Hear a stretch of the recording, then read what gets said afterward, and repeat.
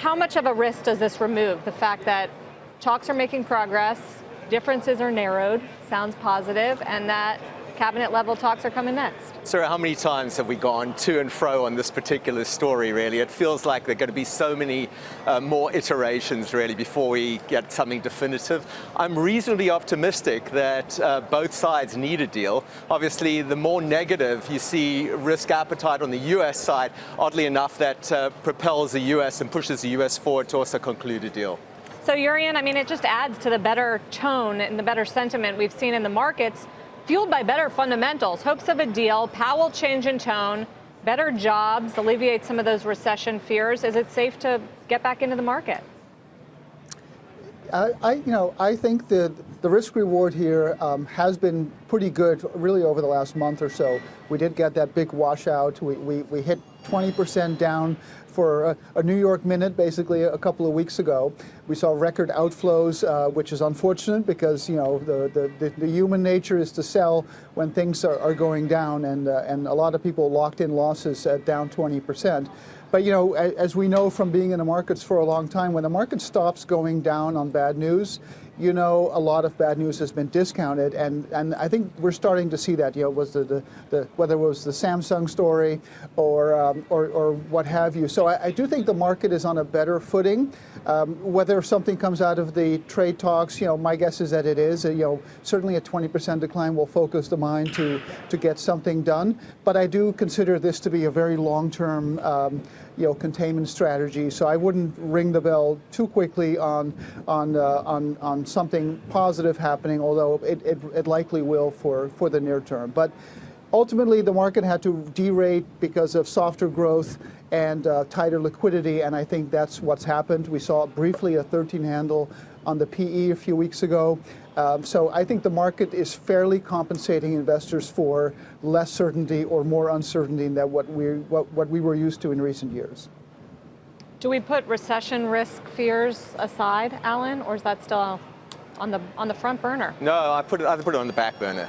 So we've been sort of looking at a variety of financial conditions indicators based really on where prices were after recent sell-off. And all our financial conditions indicators are still suggesting that Q4 and Q4 growth 2019 would still have at least a 2 handle on it. So that's a long way from recession. If anything, it's still slightly above trend rates of growth. So look, you can get into circumstances where you get into financial conditions tightening, weak growth and feeding back into financial conditions. But you really need to get into an environment where you get into that negative flow, that negative cycle, where financial conditions drive the data that it drives financial conditions.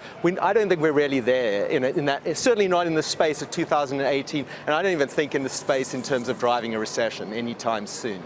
We just put a graphic up, so you're expecting the dollar to weaken.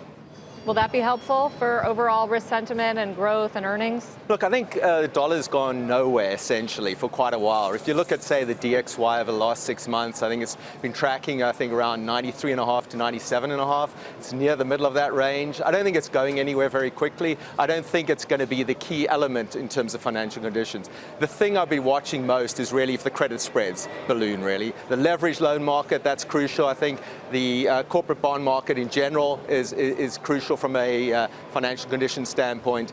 I think the dollar is very much on the side. Jurrien, how are you thinking about various hotspots around the world? Samsung's getting a lot of attention in South Korea today. This German IP number's no good and hasn't been for 5 of the last 6 prints. How much of that matters to us? Well, it matters. I mean, global growth has been slowing for a while now. It's just the U.S. was immune to it because of all the fiscal stimulus we had, and now the U.S. is going from great to good, while the rest of the world is going from good to meh, you know. But that doesn't mean we're facing a recession, and I think one of the really bright spots now is that with the Fed basically on hold for a while, or maybe even done for the cycle, it gives China much more leverage to reflate its economy and actually see some results from that. Because, you know, as we know from what's called the impossible trinity, is that if the Chinese currency is linked to the U.S. dollar, then basically China is importing U.S. monetary policy, which has been tightening, while China has been needing to ease. And of course, on Friday, it lowered the triple R rate. And I think these moves will now get a lot more traction now that the Fed is basically out of the picture for a while. The dollar is starting to come down, and I think that will be a story in 2019. So my sense is on the global front, especially China EM, Samsung plays into that, that maybe we're going to start getting better traction on efforts to stimulate while the U.S. is slowing. So I see a big convergence happening in 2019 between the U.S. and the rest of the world.